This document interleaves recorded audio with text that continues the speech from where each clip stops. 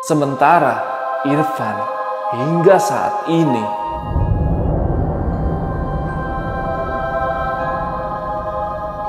tidak pernah ditemukan jasadnya. Dia hanyut dan melebur bersama dinginnya Sungai Serayu.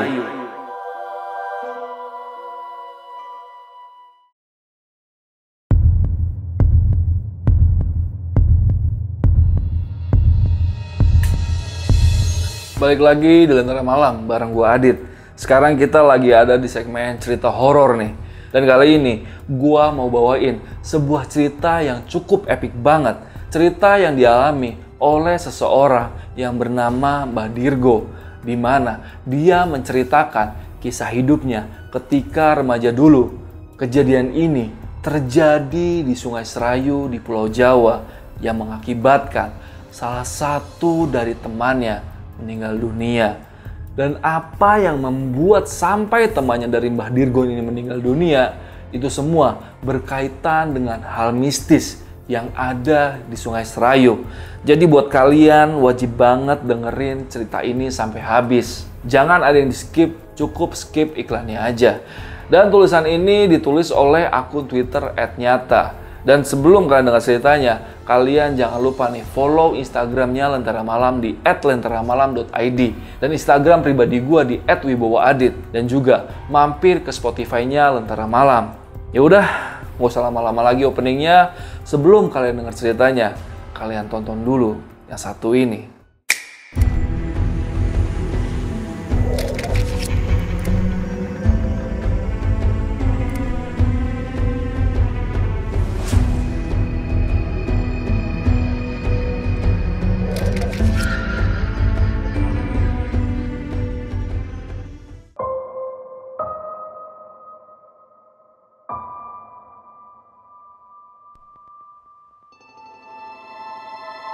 Saat itu baru jam 6 pagi, namun hujan sepertinya akan turun seiring guntur yang terus berdentum menggetarkan dinding rumah Mbah Dirgo pagi itu. 5 bulan lamanya Mbah Dirgo sudah hidup sebatang kara tanpa aktivitas yang jelas. Hari-harinya hanya dia habiskan seorang diri. Malum saja, istri tercintanya sudah 2 tahun lalu berpulang. Sementara anak sematawayangnya, Burhan, sudah membina rumah tangga dan memilih tinggal di tempat lain bersama keluarga kecilnya sejak 5 bulan lalu. Sementara statusnya sebagai karyawan abdi negara alias PNS sudah berakhir seiring usianya yang menginjak 55 tahun di Januari lalu. Pagi itu, rencana Mbah Dirgo untuk berkunjung ke rumah Burhan sepertinya akan batal. Hujan menahan niatnya untuk melihat dan bermain bersama kedua cucunya. Hanya bersantai sembari menikmati secangkir teh Jawa yang bisa dia lakukan untuk mengusik kejenuhan di pagi itu. Tangannya cekatan mengutak-atik layar handphonenya. Kedua matanya tajam menatap berita online dari berbagai sumber. Baginya membaca merupakan aktivitas rutin yang wajib dilakukan di setiap hari untuk melatih otaknya agar tetap bekerja dengan baik. Mbah Dirgo sangat khusyuk sampai dia sudah melupakan waktu yang terus berputar. Bahkan secangkir teh yang tadi dibuatnya pun adem termakan dinginnya cuaca di pagi itu. Kehusyuan itu cukup bertahan lama sebelum matanya sampai kepada satu berita yang cukup mengusiknya. Air mata tiba-tiba mengalir dari pria tua itu. Berita itu membuat informasi akan korban meninggal di Sungai Serayu. Membaca tulisan itu membuat jantung Mbah Dirgo seperti berhenti sejenak. Dadanya terasa sesak, bak mengulang kembali pengalaman buruk di sungai itu bersama sahabat-sahabatnya dulu. Saat ini tahun 2021, sudah 41 tahun lebih kejadian itu terjadi.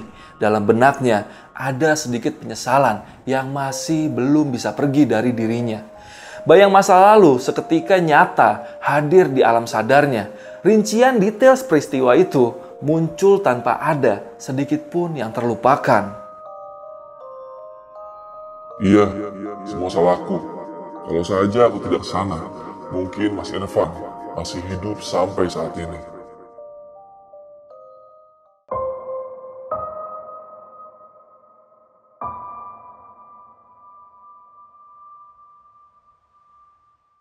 Galuh, Mitro, Rizky, Ivan, dan Dirgo masih tampak bersantai di tepian sungai. Sekalipun langit sudah mulai gelap, menandakan senja akan segera tiba. Mereka tetap asik nih dengan cerita-cerita mistis yang sedari tadi dijadikan candaan tak beradab yang seharusnya tidak terucap dari mulut mereka. Siapapun akan bergidik ngeri bila mendengar cerita tentang Sungai Serayu. Banyak mitos akan keangkeran sungai itu. Namun bagi mereka, Serayu seperti mainan kecil yang tidak berbahaya. Status sebagai putra asli daerah malah membuat mereka melupakan pentingnya menjaga kearifan lokal. Sudah cukup bahagia kan kalian? Kata Dirgo sembari memperagakan sesosok wanita. Dia mengangkat celananya. Candanya seolah melecehkan reputasi menyeramkan kuntilanak.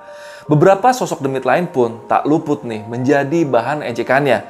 Mereka tertawa lepas di heningnya malam itu. Canda mereka semakin keterlaluan tak terkontrol. Kala lakon yang diperankan Dirgo berubah menjadi rencana nakal untuk bermabuk-mabukan di malam minggu nanti. Dasar anak setan, itu otak lo perlu disikat. Segala mabuk di tempat demit begini. Ucap Galuh protes akan rencana gila yang tercetus dari mulut Dirgo. Yang kelaknya hanya membawa tangis bagi mereka semua. Langit memang tampak cerah malam itu, ditambah perpaduan alam yang masih hijau, serta alunan air Serayu yang mengalir pelan malam itu. Pasti membuat siapapun nih terhanyut dan enggan beranjak dari tepian Sungai Serayu.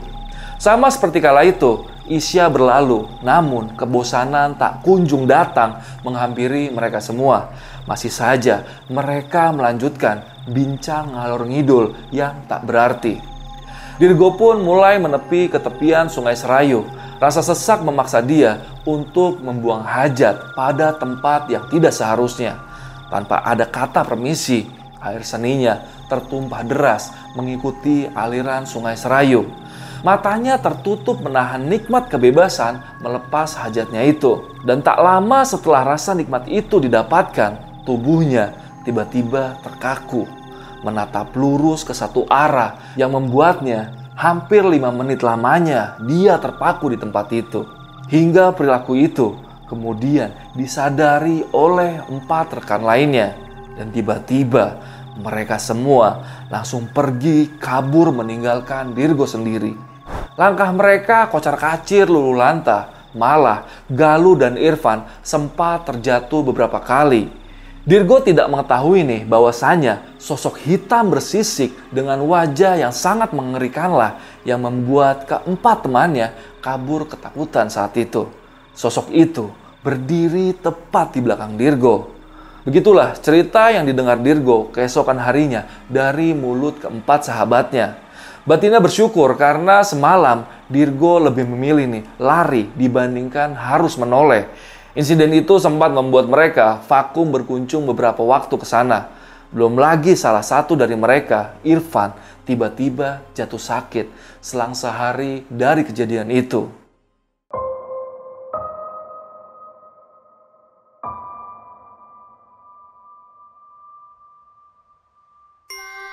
Dua hari lamanya Irfan terkapar di ranjang dengan suhu tubuh hampir 40 derajat. Benar, tidak ada yang dapat menjamin demamnya Irfan ini diakibatkan oleh peristiwa itu.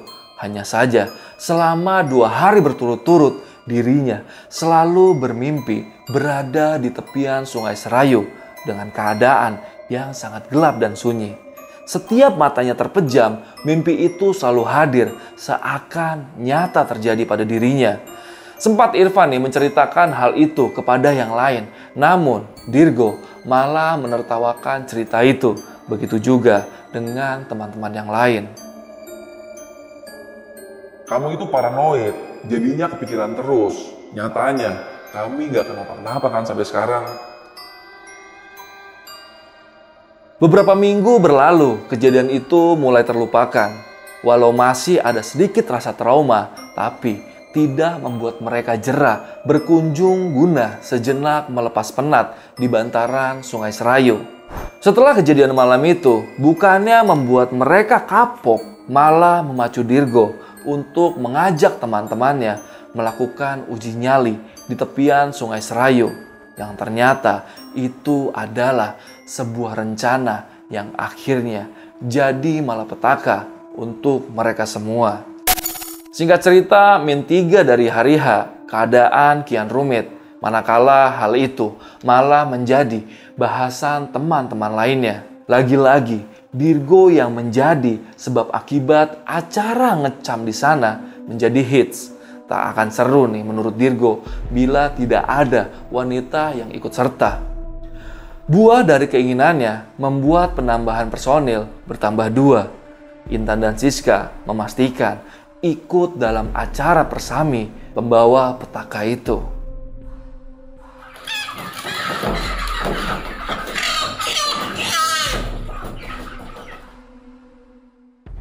Ronta seekor ayam yang baru saja disembelih oleh Dirgo. Ayam itu akan menjadi menu utama nanti, pikirnya Dirgo.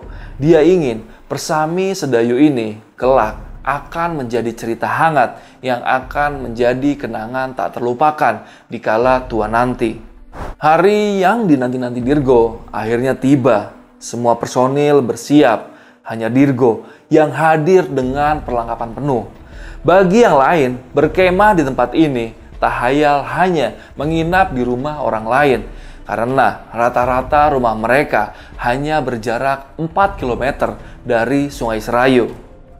Menjelang sore, mereka sudah mendapatkan tempat strategis nih. Satu persatu dari mereka sigap mengerjakan tugas pada bagiannya masing-masing. Sejauh ini semua berjalan lancar, sesuai dengan harapan Dirgo. Hanya saja, Dirgo tak menyadari hal buruk sedang menanti mereka. Hingga malam pun tiba.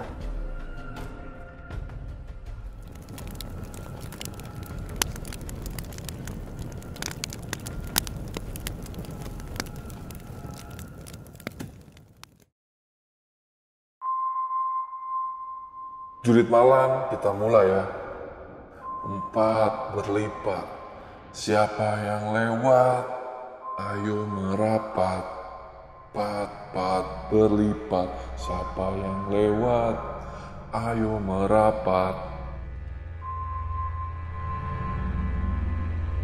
Mulut Dirgo menjampe-jampe hasil kata yang sudah semalam suntuk dia pikirkan. Malam itu dia berniat nih mempermainkan teman-temannya dengan berpura-pura kerasukan. Selang melantunkan ayat-ayat sesat itu, Dirgo langsung berpura-pura terjatuh. Dia merayap di tanah sembari meraung-raung. Langkah pertama berhasil.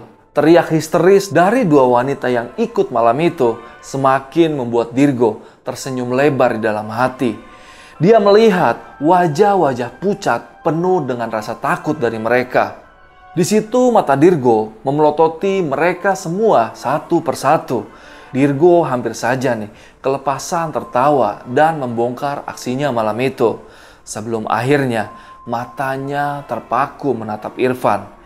Irfan tidak menampakkan raut wajah takut sama sekali.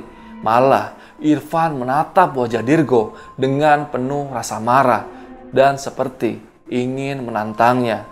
Dirgo semakin brutal melakukan aksi konyolnya. Matanya terus melotot ke arah Irfan.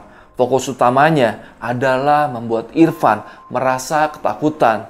Dia berencana bila itu terjadi, dia akan mengakhiri aksi kerasukannya itu. Tak pateni ku Evan. Lakukan semaumu, Dir. Aku khawatir nanti kamu yang akan mati. Mendengar perkataan Irfan sempat membuat Dirgo bergidik ngeri. Namun dia masih berpikir positif kalau Irfan mungkin sedang membantu aksinya malam itu. Dirgo dan Irfan saling bertarung tatap. Gak ada nih satupun dari mereka yang memalingkan pandangannya. Sementara yang lain hanya bisa terdiam. Galuh, Mirzo, dan Rizky gak tahu nih harus berbuat apa saat itu. Baru saja Dirgo hendak mengambil ancang-ancang untuk berpura-pura menyerang Irfan, langkahnya tiba-tiba langsung terhenti. Satu hembusan angin yang teramat kencang tiba-tiba memporak-porandakan nyala api dari api unggun yang mereka buat tadi. Bara berhamburan, berserakan di mana-mana. Semua bergidik ngeri. Tangis dari Intan dan Siska pecah di tengah keadaan gelap gulita. Hanya bekas dari api unggun tadi yang menjadi satu-satunya penerangan pada malam itu. Di situ tiba-tiba Dirgo terdiam. Dinginnya malam malah membuat dia berkeringat.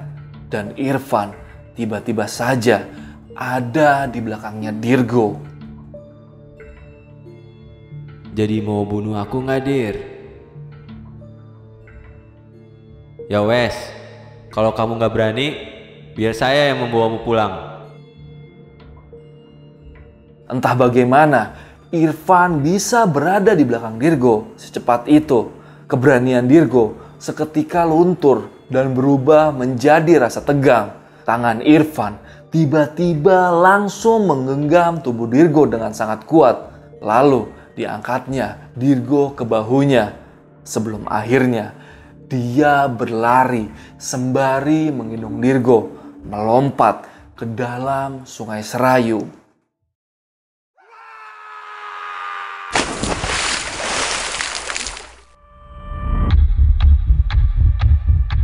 Rizky, Mirjo, kalian lari cari bantuan. Intan Santi biar aku yang jaga. 20 menit lamanya, Rizky dan Mizro baru kembali membawa bala bantuan. Beberapa warga dan keluarga dari mereka datang ke tempat itu.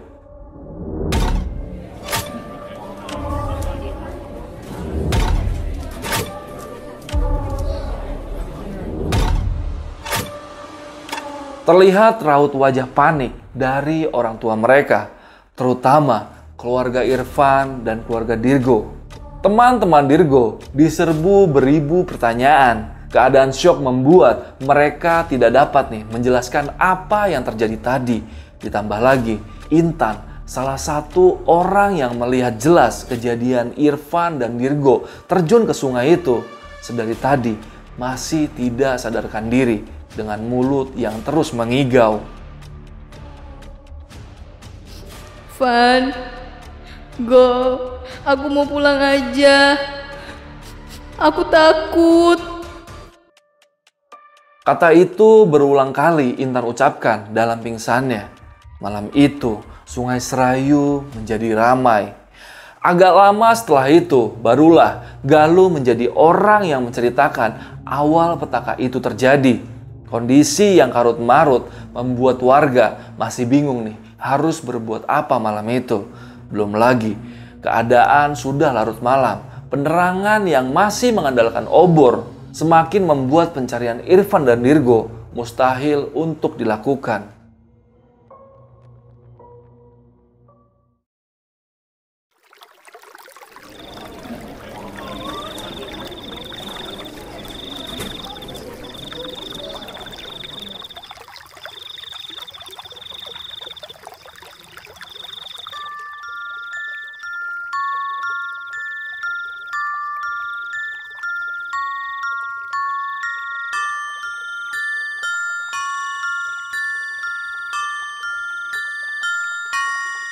Tubuh Dirgo penuh dengan literan air yang masuk ke dalam mulutnya. Semua berlangsung begitu cepat. Dirgo seperti tak dapat melawan kala mereka berdua terjun masuk ke dalam Sungai Serayu. Dia hanya mengingat Irfan, terus membawanya menyelam hampir ke dasar sungai itu, sampai membuat dirinya hilang kesadaran.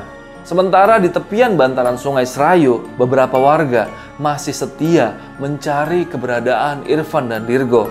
Sesekali teriakan mereka terdengar lantang memanggil nama kedua orang itu, sembari berharap kedua orang itu dapat ditemukan dengan selamat. Irfan, Dirgo.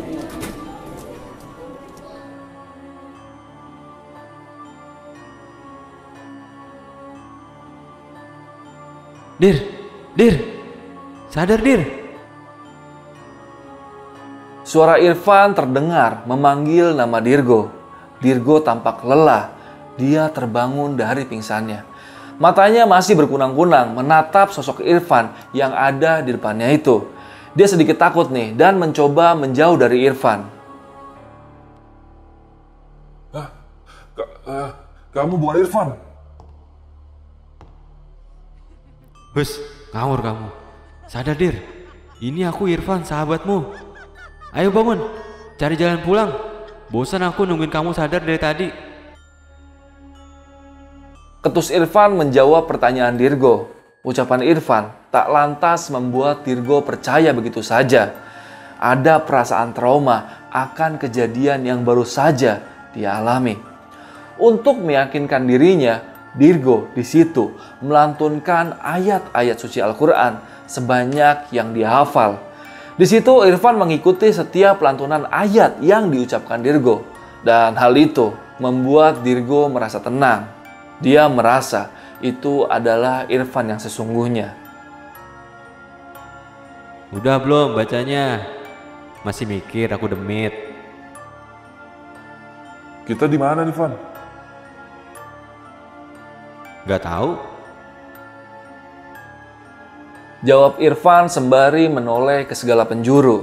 Jarak pandang mereka sangat terbatas karena pandangan mereka terhadang himpitan pepohonan yang berjejer rimbun dan menjulang tinggi. Di situ baik Dirgo maupun Irfan sama-sama mereka terdiam. Diperhatikannya tempat itu dengan seksama. Mereka sangat asing nih dengan tempat itu dan suara aliran sungai masih terdengar jelas di telinga mereka berdua. Namun sejauh mata mereka memandang, gak ada nih aliran sungai Serayu di sekitar mereka. Dalam ingatan Irfan, hal terakhir yang diingat adalah ketika mereka menikmati makan malam di tengah api unggun. Dia sama sekali nih tidak mengingat bagaimana dia menarik Dirgo terjun ke dasar sungai Serayu. Aku bingung Dir. Tadi kan kita lagi asik makan ayam bakarmu. Lah, tahu-tahu kita ada di sini. Mana baju lepek semua? Dirgo enggan menceritakan apa yang sesungguhnya terjadi tadi. Namun, pakaian mereka yang benar basah kuyup meyakinkan Dirgo bahwasanya semuanya memang benar-benar terjadi. Semua bukan lagi skenario yang dirancang Dirgo, melainkan petaka yang datang di waktu yang naas. Gimana ini Dir? Ke kanan atau ke kiri? Aku manut aja, Van. Kali ini kamu aja yang nentuin. Pungkas Dirgo dengan rasa bersalah karena dia berpikir semuanya diakibatkan oleh perilakunya tadi. Berdebat bukanlah solusi. Terlebih-lebih Dirgo sadar diri dialah dalang penyebab semua kejadian ini. Keputusan Irfan jatuh pada menelusuri jalan ke arah kanan. Gak ada nih alasan khusus. Dia hanya berpatok nih kalau kanan lebih baik daripada kiri. Langkah mereka perlahan menelusuri jalan tanah berbatuan. Setapak demi setapak jalan itu terus dilalui mereka tanpa ada tanda-tanda kehidupan di situ. Hanya hamparan pohon rimbun yang sedari tadi menemani perjalanan mereka. Mereka tidak dapat memastikan sudah sejauh apa mereka berjalan. Di situ mereka tidak dapat nih memastikan sudah sejauh apa mereka berjalan. Karena sedari awal mulai pergerakan hingga nafas terasa sesak, tempat yang mereka pijak sama dengan tempat awal mereka terbangun tadi. Mencoba merubah haluan, Irfan dan Dirgo nekat menelusuri jalan melewati pohon-pohon rimbun. Mereka tidak lagi nih melalui jalan setapak yang sedari tadi dilalui mereka berdua. Alhasil semua sama saja. Langkah mereka tetap berujung di jalan setapak itu. Seolah-olah mereka hanya berjalan di tempat. Irfan bahkan nih sempat berteriak kesal, geram dengan apa yang terjadi pada mereka berdua. Udah, Van. Kita tenang dulu. Coba kita sama-sama berdoa. mohon petunjuk dari Allah. Terang Dirgo sembari meredam emosi Irfan. Dirgo mulai paham saat ini mereka tidaklah berada di alam manusia. Batinnya terus berbisik kalau saat ini mereka sedang berada di alam para demit.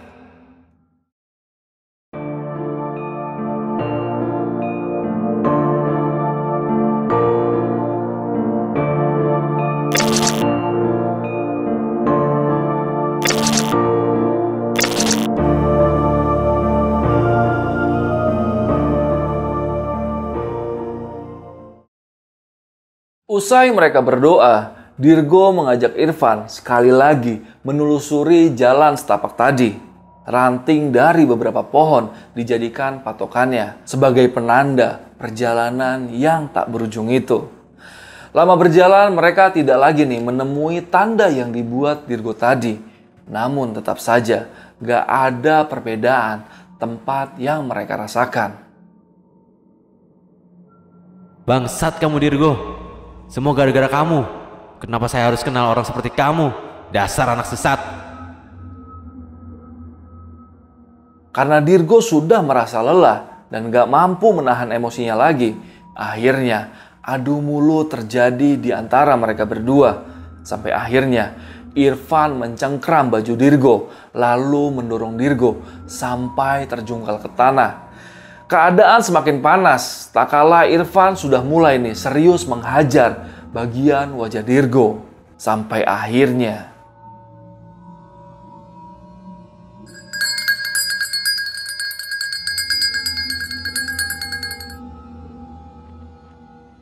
Irfan langsung terdiam, matanya fokus melihat ke arah sumber suara itu. Samar terlihat oleh matanya beberapa orang berjalan sembari mengiring kerbau. Suara kerincingan itu berasal dari rantai yang dikenakan kerbau itu. Seketika Irfan langsung berteriak kencang sembari berlari mengejar mereka. Dia tidak mempedulikan Dirgo yang sedang terkapar lemas di tanah akibat dipukuli oleh dirinya. Ditinggallah Dirgo sendirian. Baginya ini adalah kesempatan emas, mana tahu dia bisa lepas dari tempat laknat ini dengan bantuan orang itu. Lepas kejadian itu, tinggallah Dirgo sendirian. Dirinya mulai panik saat itu. Dia berusaha bangkit secepat mungkin, lalu mengejar Irfan dan gerombolan orang yang tadi mereka lihat. Bak terbenam oleh gelapnya malam, tidak sampai 1 menit, Irfan maupun orang-orang itu lenyap dari pandangan Dirgo. Rasa cemas lagi-lagi menyelimuti Dirgo. Dia lemas terduduk, membayangkan apa yang sebenarnya terjadi pada dirinya dan Irfan. Matahari yang sedari tadi diharapkan muncul juga tidak kunjung menampakkan diri. Entah sudah berapa lama dia berada di alam itu. Dirgo tidak lagi berani untuk melangkahkan kakinya. Dia hanya duduk mencoba berserah diri. Mulutnya tak henti meminta pertolongan kepada Sang Maha Kuasa. Baju yang tadi basah lalu mulai mengering tidak juga membuat Dirgo melangkahkan kakinya. Dia hanya khusyuk membaca doa di situ. Sebelum akhirnya lantunan itu terhenti oleh teriakan minta tolong dari Irfan. Suara itu semakin kencang terdengar oleh Dirgo. Dari kejauhan Dirgo dapat melihat sosok Irfan berlari kencang menuju ke arahnya. Dirgo bangun dari duduknya menunggu kedatangan Irfan. Tapi tepat saat Irfan berada di depan dirinya, Irfan masih saja terus berlari melewatinya. Seolah mengacuhkan keberadaan Dirgo yang ada di hadapannya. Sontak Dirgo langsung ikut berlari mengejar langkah cepat Irfan. Satu lompatan Dirgo pas menangkap tubuh Irfan yang sedang kencang berlari. Seketika itu juga mereka berdua langsung jatuh bergulingan. Tangan Dirgo sontak langsung menampar wajah Irfan yang terlihat cukup pucat, mencoba untuk menyadarkannya. Irfan masih terlihat gemetaran. Bahasa yang dikeluarkan dari mulutnya pun tidak dapat dicerna oleh Dirgo. Setan Dir, Setan. Ini bukan alam kita. Ada setan, Dir. Ucap Irfan terbata-bata. Dirgo seketika langsung merinding. Sekalipun sedari tadi hal itu sudah ia sadari. Ada hal aneh yang Dirgo lihat pada diri Irfan. Baju yang dikenakannya masih tampak basah, sama seperti di awal mereka tadi. Sementara baju yang dikenakan Dirgo nyaris sudah kering. Belum lagi sekilas tubuh Irfan tampak mengeluarkan air yang terus mengalir tiada henti. Entah itu keringat atau aliran air. Dirgo tidak mau menanyakan hal tersebut. Dia hanya terus berdoa dalam hati, meminta pertolongan agar mereka selamat dari tempat itu. Dan tiba-tiba suara kerincing itu hadir lagi. Kali ini suara itu terdengar lebih riuh dari sebelumnya. Seakan tidak satu, melainkan berpuluh-puluh kerbau serta langkah kaki manusia kembali berjalan menuju ke arah mereka berdua. Dir, ayo lari, Dir. Lari, Dir. Ini udah gak baik, Dir. Bisik Dirgo sembari menggandeng tangan Irfan mencari tempat untuk bersembunyi dari makhluk-makhluk itu. Jantung mereka berdetak kencang saat itu. Irfan terduduk dengan mata tertutup, seolah enggan untuk melihat kedua kalinya gerombolan itu. Beda halnya dengan Dirgo, ada sedikit rasa penasaran dalam dirinya akan sosok apa yang akan melewati mereka berdua. Dari balik dedaunan, tampak di hadapannya rombongan itu bak pasukan kerajaan dengan pakaian tempur khas adat Jawa. Wajah mereka terlihat sangat pucat dengan pandangan kosong melotot lurus ke depan. Suara lonceng yang diikat pada rantai yang dikenakan kerbau itu membuat suasana kian membuat jantung Dirgo tidak henti-hentinya berdebar terus-menerus. Di situ Dirgo melihat ada 2 ekor kerbau berjalan tepat di belakang pasukan-pasukan itu, di mana setiap kerbau menarik 1 buah gerobak. Dan apa yang ditakutkan Dirgo di situ semakin menjadi-jadi. Di situ dia menatap tajam ke arah gerobak yang dibawa oleh salah satu kerbau itu. Dia melihat ada 1 tangan manusia terjuntai keluar dari gerobak itu. Baru saja dia menerka-nerka isi di dalam gerobak itu, tiba-tiba roda gerobak itu menghajar batu besar, membuat sesaat sosok yang ada di dalam gerobak itu sedikit terangkat keluar. Irfan? Suaranya keluar tanpa dia sadari, membuat langkah rombongan itu terhenti dan menatap ke arah mereka berdua.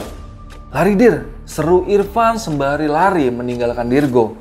Dirgo di situ masih syok dengan apa yang dia lihat di gerobak tadi.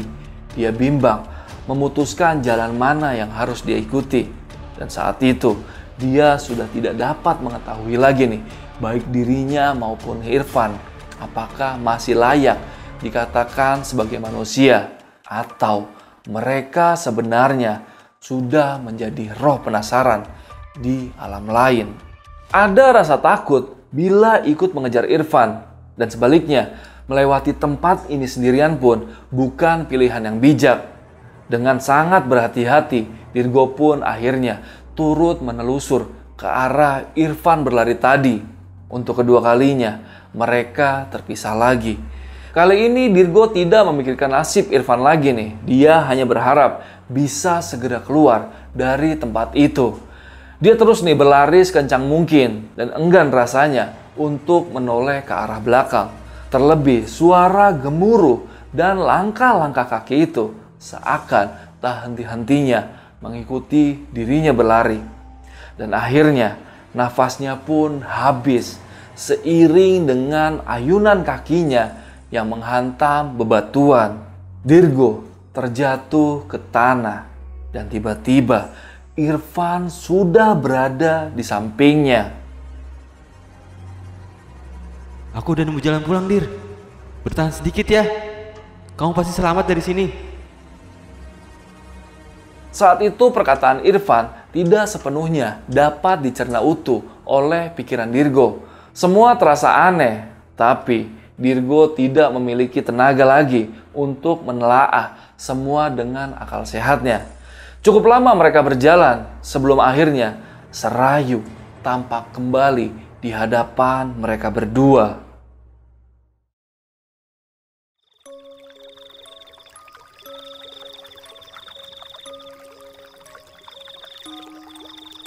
Alhamdulillah kita selamat, Van. Udah, kita jangan kemana-mana ya. Tunggu di sini aja sampai matahari terbit. Van, aku minta maaf ya. Kita sampai begini gara-gara keusilanku. Dan terima kasih ya, udah bantuin aku tadi. Alah, kita itu kan sahabat, Dir. Aku udah maafin kamu kok. Semua di luar kendali kita. Moga hari ini bisa jadi pelajaran buat kita. Nanti jangan lupa ya, minta maaf sama yang lain. Iya, terima kasih ya sekali lagi. Tapi aku bingung nih, kenapa sedari tadi tubuhmu masih terus basah ya, Van?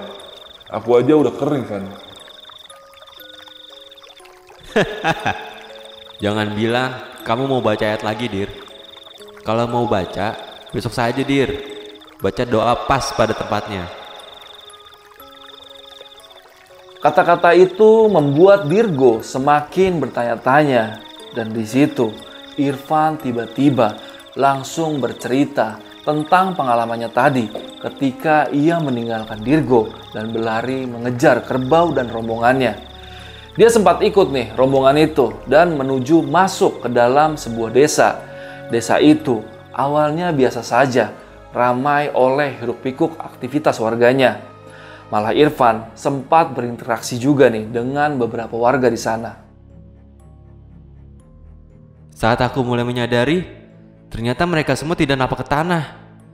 Seketika itu juga, Dir, perawakan asli mereka keluar semua.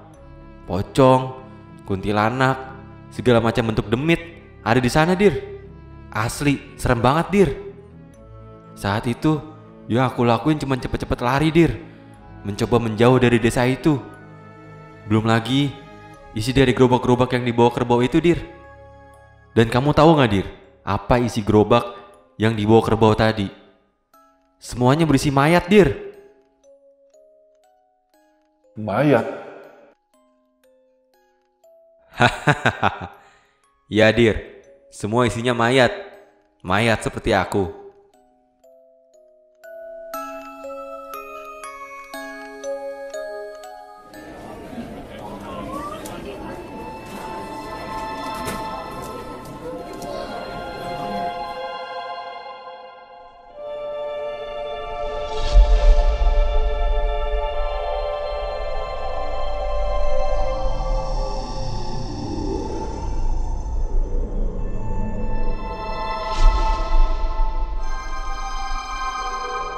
Woi, kesini buruan. Dirgo udah ketemu nih. Buruan tolong. Teriak salah seorang warga yang berhasil menemukan tubuh Dirgo. Setengah 5 pagi, tubuh Dirgo ditemukan tersangkut pada tepian batu Sungai Serayu. Tangannya patah dengan beberapa bagian tubuh terlihat memar dan lebam. Untungnya di situ Dirgo masih bernafas. Segera Dirgo digotong menuju ke rumah sakit guna mendapatkan perawatan cepat. Cukup lama Dirgo menginap di rumah sakit tersebut. Selain memang banyak luka dan patah tangan yang dialaminya, kondisi mental Dirgo sempat terganggu juga. Dia sering histeris, menangis, bahkan mengigau layaknya orang yang tenggelam. Tak hanya sampai di situ nih, dikala sadar pun Dirgo tak jarang nih berbicara sendiri dengan terus mengatakan kata maaf yang selalu terlontar dari mulutnya. Dirinya selalu berkata seperti itu, sembari menatap fokus ke arah satu titik, seakan di sana ada seseorang yang sedang mengunjunginya. Sementara Irfan hingga saat ini tidak pernah ditemukan jasadnya. Dia hanyut dan melebur bersama dinginnya Sungai Serayu.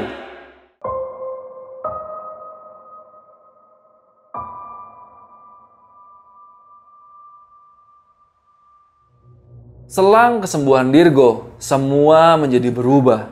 Galuh, Rizky, dan Mirzo enggan lagi untuk mengenal dirinya. Pernah sekali Dirgo mencoba menemui mereka, mencoba merealisasikan janjinya pada Irfan waktu itu. Hanya saja perlakuan kasar yang diterima oleh Dirgo kala itu. Ketiganya malah melayangkan pukulan sambil terus memaki-maki dirinya. Mereka semua menyalahkan Dirgo nih atas kepergian Irfan dan sempat terucap dari mulut Galuh, "Kenapa nggak kamu aja yang mati, Dir?"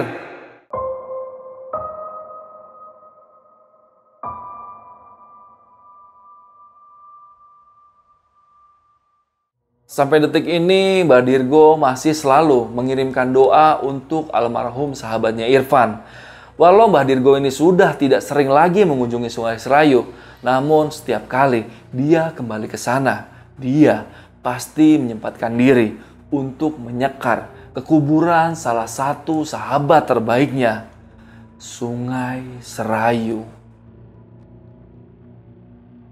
Di Sungai Serayu ini, kuhantarkan doa terbaik. Semoga engkau tenang di sana, sahabatku.